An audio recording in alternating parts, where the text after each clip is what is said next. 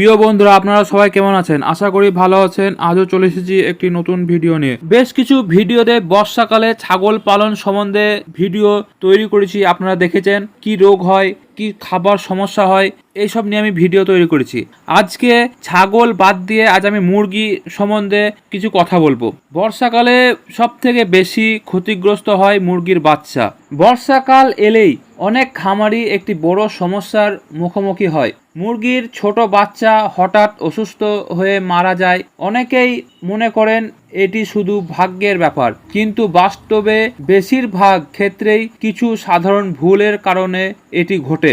বর্ষাকালে বাতাসের আর্দ্রতা অনেক বেড়ে যায় এবং খামারের ভিতর ভেজা ও স্যাঁতসেঁতে হয়ে যায়। এই পরিবেশে জীবাণু, ব্যাকটেরিয়া ও পরজীবী খুব দ্রুত ছড়িয়ে পড়ে। ছোট বাচ্চার রোগ প্রতিরোধ ক্ষমতা কম থাকায় তারা সহজে আক্রান্ত হয়।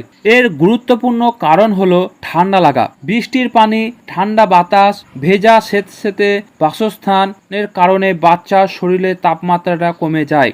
এর ফলে সর্দি, শ্বাসকষ্ট বা নিউমোনিয়ার মতো সমস্যা দেখা যেতে পারে। সময় মতো ব্যবস্থা না নিলে বাচ্চা মারা যাওয়ার ঝুঁকি বেড়ে যায়। তাই বর্ষাকালে কিছু নিয়ম অবশ্যই মেনে চলুন। খামারের মেঝে সবসময় শুকনো ও পরিষ্কার রাখুন।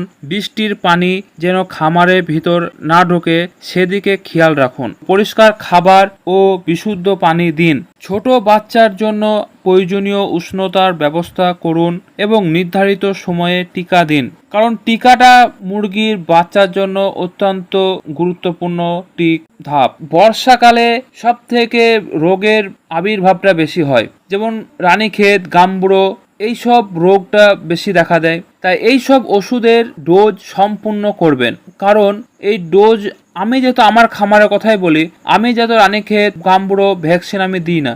এর ফলে আমার বাচ্চা বর্ষাকালে টিকানো খুব কঠিন হয়ে যায়। যদি বা যে কটা বাঁচে বিড়ালের হাত থেকে বা শিয়ালের হাত, সেগুলো আবার বর্ষাকালে এসে মারা যায়, যে খামার প্রায় শূন্য হয়ে যায় আমার। তাও আমি হাল ছাড়ি না, কিন্তু আমি ভ্যাকসিন বা টিকাটা আমি করি না, কারণ যেহেতু খামারটা আমি বড় পরিসরে ইনশাল্লাহ তখন থেকে শুরু করব। কারণ আমার মুরগি বেশিরভাগই ছাড়া থাকে, এর জন্য ভ্যাকসিন যদি বা করি হয় বিড়ালে, নাহলে শিয়ালে, নাহলে বিজি, সাপ এইসব খেয়ে নেয়। ওর জন্য আমি বেশি অত মনোযোগী দিই না, কারণ আমি অতিরিক্ত যত্ন পরিচর্যা করে দেখেছি ততই যেন শূন্যতা পেয়েছি। আর আমি সকল খামারিকে একটা কথাই বলবো, যারা মুরগি বেঁধে পালন করেন তাদের জন্য আমি বলবো যে কি গাম্বুড়ো ভ্যাকসিন বা রানীক্ষেত ভ্যাকসিন, আরও যে ভ্যাকসিনগুলো আছে সেগুলি আপনারা ডোজ কমপ্লিট করবেন। এতে মুরগির বাচ্চা সুস্থ এবং ভালো থাকবে। তাহলে বর্ষাকালে রোগ থেকে অনেকটা মুক্তি বা ভালো থাকবে।